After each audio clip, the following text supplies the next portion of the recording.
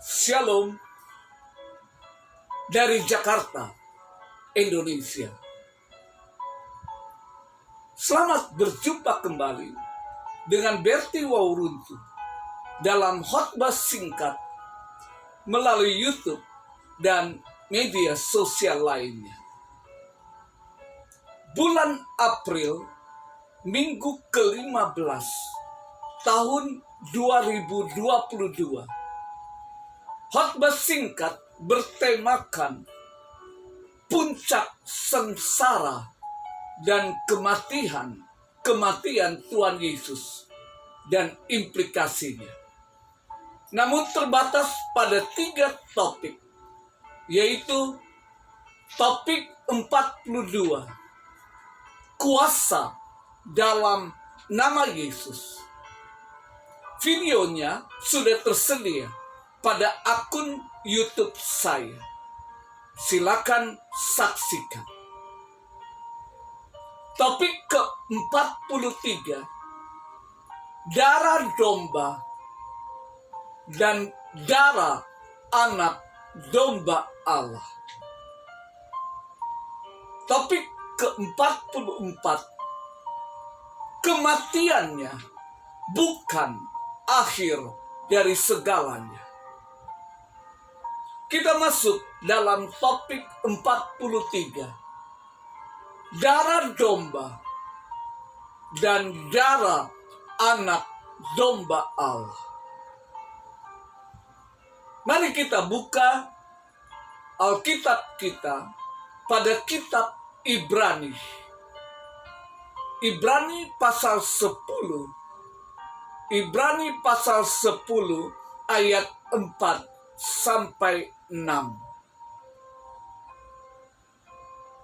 Sebab tidak mungkin darah lembu jantan atau darah domba jantan menghapuskan dosa.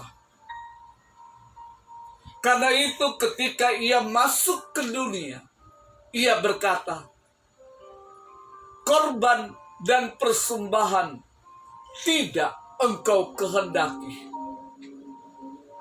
tetapi engkau telah menyediakan tubuh bagiku.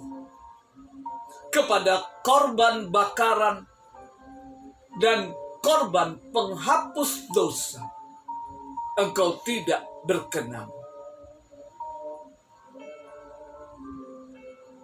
Apa yang Alkitab katakan tentang darah binatang? Untuk kehidupan semua daging, darah adalah nyawanya. Karena itu aku berkata kepada orang Israel, kamu tidak akan mengambil bagian darah daging apapun juga. Karena nyawa semua makhluk adalah darahnya. Siapapun yang mengambil bagian darinya akan dilenyapkan. Imamat 17 ayat 13 sampai ke 18. Darah binatang, baik lembu atau domba jantan, tidak dapat menghapus dosa manusia. Ibrani 10 ayat 4. Apa yang dilambangkan oleh darah Kristus sebagai anak domba Allah?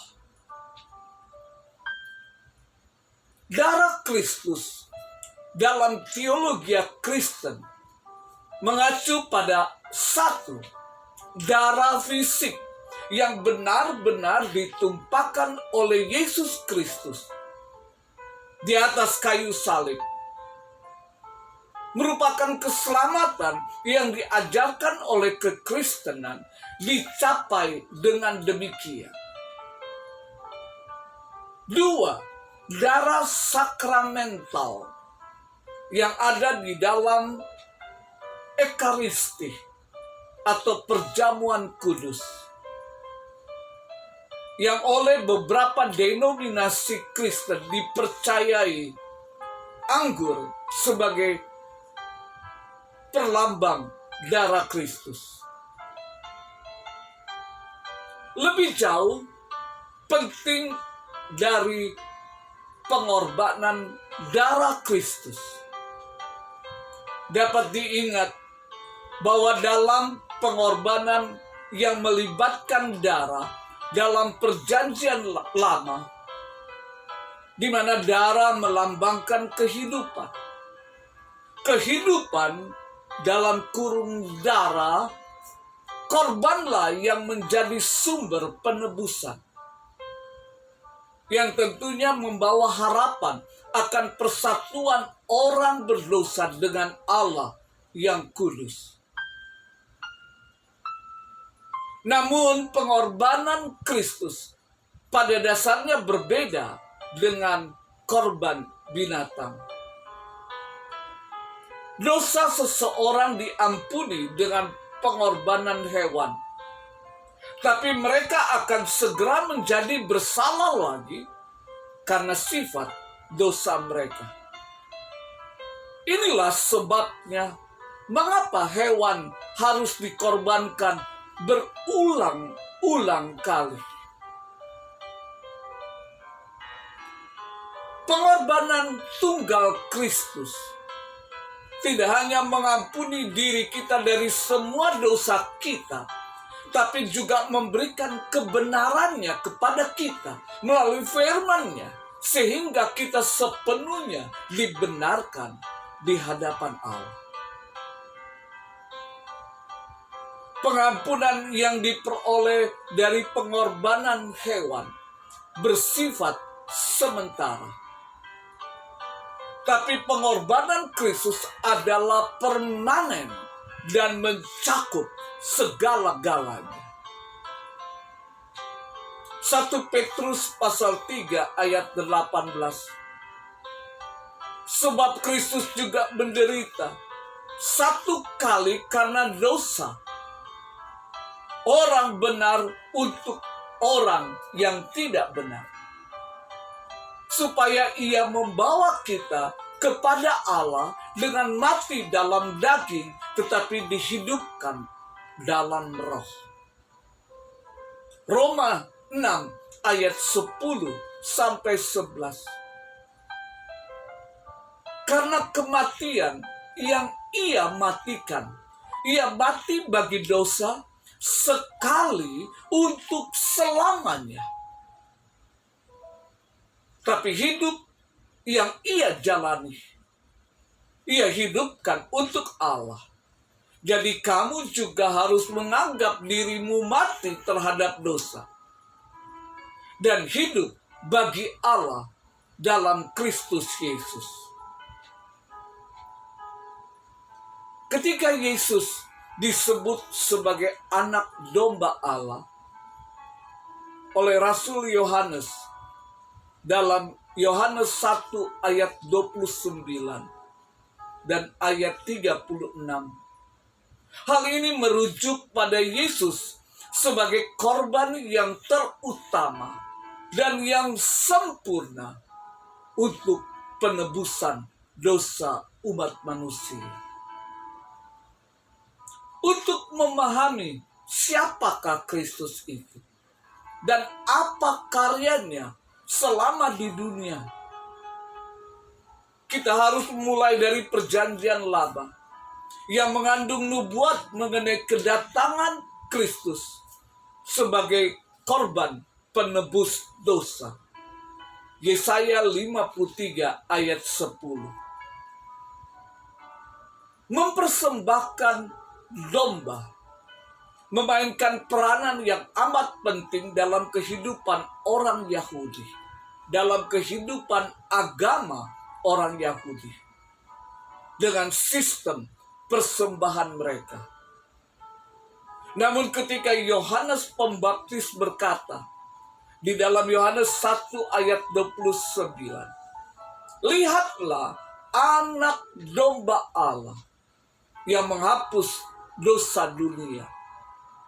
Orang-orang Yahudi yang mendengar mungkin langsung memikirkan salah satu dari beberapa korban persembahan yang penting.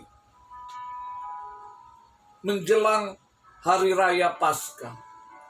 Pikiran yang pertama di benak mereka mungkin terkait dengan korban persembahan anak domba Paskah.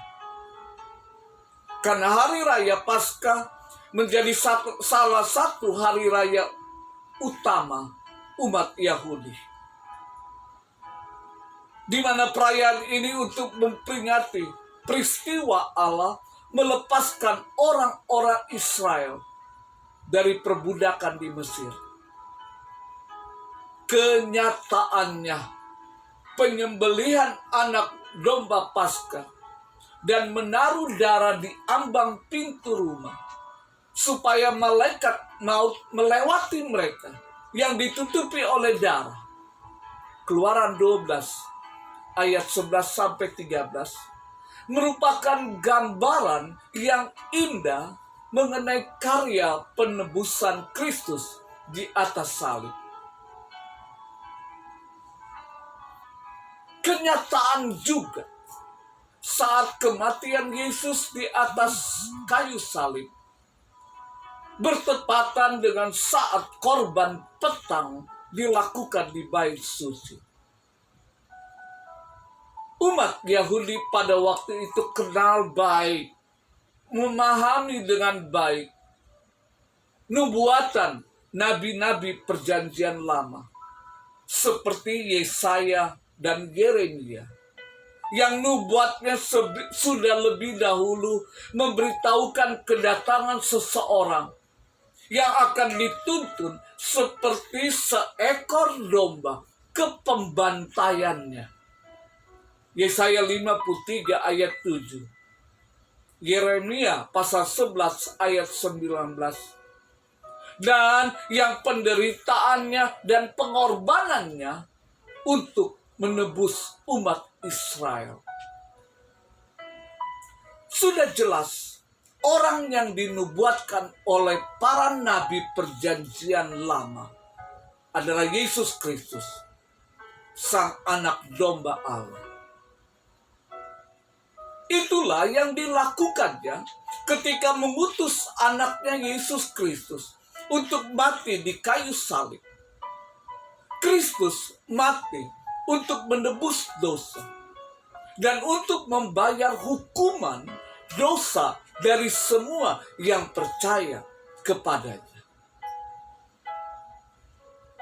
Melalui kematiannya di atas salib sebagai korban yang sempurna untuk menebus dosa, dan kebangkitannya pada 3 hari kemudian, maka manusia sekarang bisa memiliki hidup kekal melalui iman percaya kepadanya.